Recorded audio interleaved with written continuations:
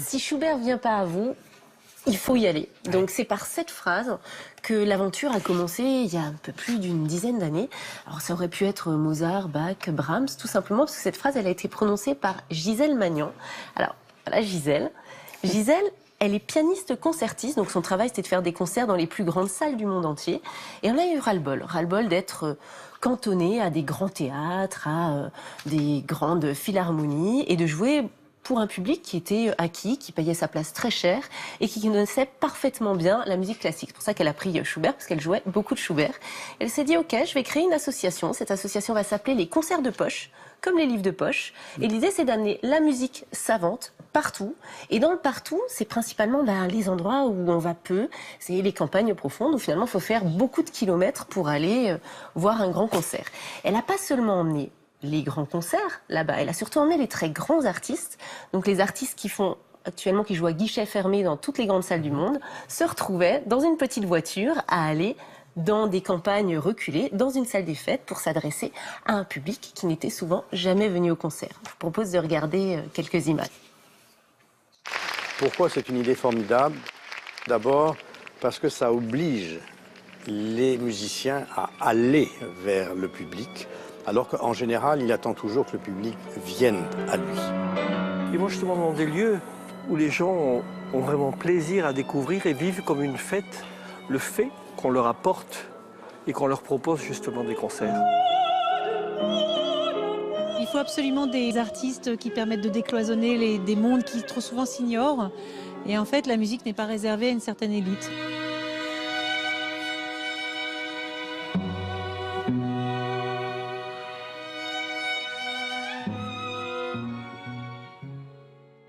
Parce que là, à l'image, on ne se rend pas bien compte de l'originalité, en fait. On a l'impression que c'est un concert classique, de musique classique. C'est ça, mais donc c'est dans une salle qui peut être n'importe quelle salle. Oui, la petite salle des fêtes. Exactement. Du village. Les plus petits villages font 600 habitants dans lesquels ils interviennent.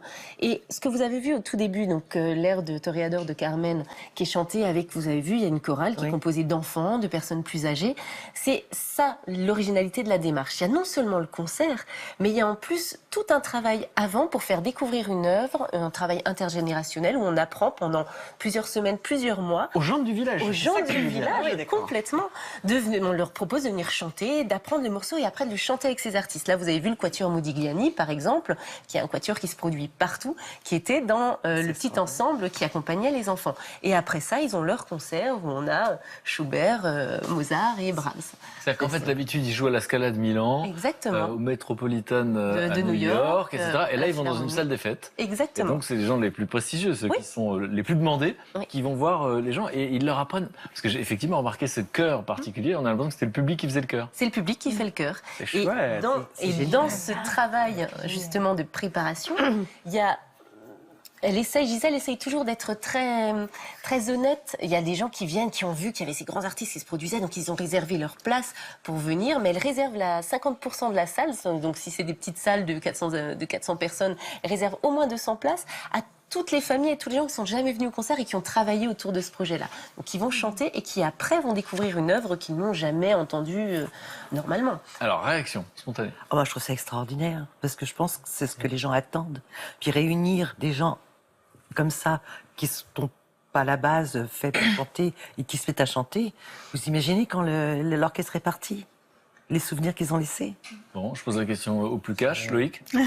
Ouais, c'est plutôt pas mal. La vraie vérité, est-ce que vous iriez comme ça à la salle des fêtes voir un concert de musique classique? Parce ils prennent la peine de venir. La vraie vérité. Bah, c'est pas trop mon genre, mais ouais, pourquoi pas. Ça devrait être instructif. Ok. Bien que semble le partage aussi. Bien je sûr. pense, ça part de ça. Donc, Oui. moi, je trouve ça vraiment intéressant que les gens soient amenés à interagir justement par rapport à tout ça. Ça désacralise. Oui. Et puis c'est convivial en fait, c'est ça qui est génial. C'est pas une ambiance. Comme c'est pas guindé, quoi. Hein. Oui, voilà, c'est ça. C'est justement, il y a un petit moment juste après où on peut échanger, il y a même un petit thé, un petit goûter.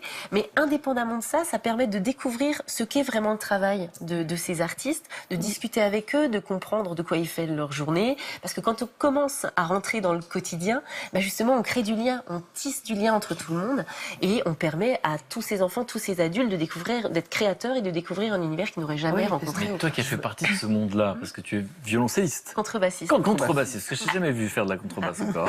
Parce que surtout, tu me dis ça fait bien, mais surtout c'est même pas vrai. Non, non. Tu rates quelque chose. Tu l'as vu jouer de la contrebasse? Non, mais je l'ai imaginé. Et donc justement, qu'est-ce qu'on peut apprendre justement qu'on n'imagine pas de ce monde-là? Parce que tu dis que les gens posent des questions. Alors, c'est un monde, comme les grands sportifs, c'est un monde de rigueur. Et puis surtout, on a tous, en classe, on apprend les grands textes. On a beaucoup plus de difficultés à aller vers la musique classique, qui reste une musique pas forcément très... Accessible. Jones, voilà. Et on se rend compte que ce qu'elle crée, c'est de l'émotion. Et là, de mettre les gens sur scène, de leur montrer que ce contact-là est facile et possible, ça crée du lien, ça leur permet d'apprendre sur eux-mêmes, ça permet aussi aux grands-parents de faire des activités avec les petits-enfants, puis faire un concert bien s'habiller et avoir un vrai public, c'est quelque chose. Donc vous allez voir des grands artistes qui jouent pour 200, 250 € la place en général et à guichet fermé. Là, c'est des places de concert en plus à moins cher qu'une place de cinéma. C'est pas mal, toi. Ah ouais. Parce que ce que vous allez voir avant tout, c'est une personne qui va vous faire découvrir son émotion et son univers. Donc dans toute la France, qu'est-ce qu'il faut savoir, comment on les retrouve? 260 communes, où il y a certainement une commune à côté de chez vous qui reçoit un concert. Si c'est pas le cas, il faut aller voir le maire et très très vite lui demander de remédier à ça, parce que rien que l'an passé, il y a 40 000 personnes qui sont allées voir ces concerts et qui depuis sont devenus des adeptes ou des amateurs en tout cas de Schubert et de Bach qui font partie de leur famille quelque part. Non, merci beaucoup Céline. Donc si on ne va pas Schubert, Schubert vient à nous. Et donc si on ne va pas voir Mélodie en concert, on peut se dire que Mélodie est là parmi nous. Moi j'ai fait une petite promesse, mais il va falloir la tenir. La pression. Donc c'est pas du tout parce qu'elle s'appelle Mélodie, mais bon, il se trouve qu'elle a envie d'être. Mais non, mais c'est sa maman qui est responsable, c'est une injonction. Et donc du coup, parce que voilà, alors c'est a cappella, il n'y a pas d'orchestre, il n'y a pas de musique. Je sais que vous jouez avec des arrangements, enfin voilà, comme les chanteurs. Mais là, juste comme ça, juste pour nous, un petit morceau de a cappella. Parce qu'en plus, vous dites que ce sont des paroles, c'est une chanson que vous avez composée. Oui. Et ce sont des paroles qui parlent de ce sujet dont on a parlé finalement, l'adoption, ces enfants qui ont plusieurs origines. Comme une étoile, le jour t'efface, il ne me reste plus rien de toi. J'ai tant voyagé, un si long voyage, idéalisé d'autres paysages. C'est mon île, ma terre, mon Fénois. Qui veut dire terre? Merci pour le courage, c'est pas facile de chanter devant les caméras. Ah ouais. J'aime bien sa maman qui chantait. Mais oui. Les yeux fermés. On était à l'école des fans. Sa première fan. Qu'est-ce que vous ressentez quand vous la voyez chanter comme ça et oser, parce qu'il faut oser chanter?